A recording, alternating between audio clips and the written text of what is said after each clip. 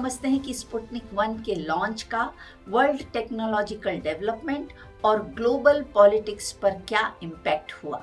Late 1950s के period में दुनिया अंतरिक्ष अन्वेषण के कगार पर खड़ी थी।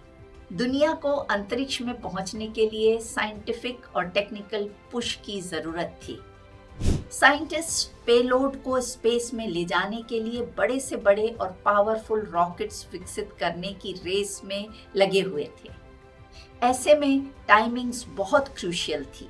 सभी देश हाई फ्रंटियर्स तक स्पेस एक्सप्लोर करने में अव्वल बनना चाहते थे। 1957 में स्पुतनिक 1 का लॉन्च बहुत ही सरप्राइजिंग था, जिसने एक प्रकार से स्पेस एज की नींव रखी।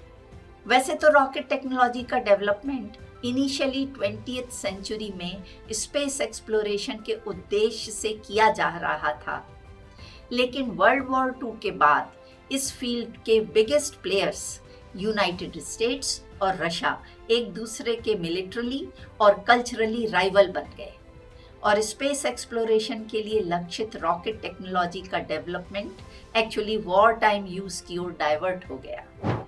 स्पुतनिक के लॉन्च से न केवल रशियन सुपीरियॉरिटी स्टैब्लिश हुई, बल्कि यूएस में पब्लिक ओपिनियन गैल्वेनाइज हुआ। The political backlash emerged as the Soviets beating Americans to space, जिससे बड़े ही दिलचस्प और दूरगामी परिणाम जन्मे। यूएस के डिफेंस डिपार्टमेंट ने विभिन्न यूएस सैटेलाइट प्रोजेक्ट्स के लिए फंडिंग प्रोवाइड करना शुरू कर दिया। जल्द ही मून को अगला मेजर टारगेट अनाउंस कर दिया गया और सीरीज ऑफ मिशंस की प्लानिंग शुरू हो गई।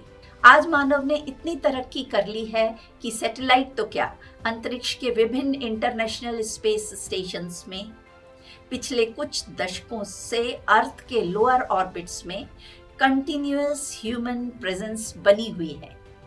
स्पेस में कई कॉम्प्लेक्स ऑपरेशंस कंडक्ट किए जा रहे हैं।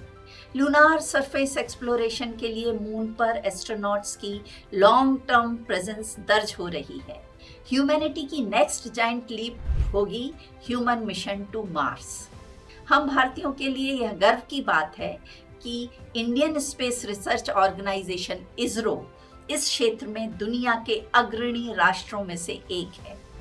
यदि आप Indian Space Research Organisation ISRO के इम्पोर्टेंट मिशंस और लेटेस्ट इनिशिएटिव्स के विषय में जानना चाहते हैं तो catch me on YTube channel Purnima Tech अनवीलर।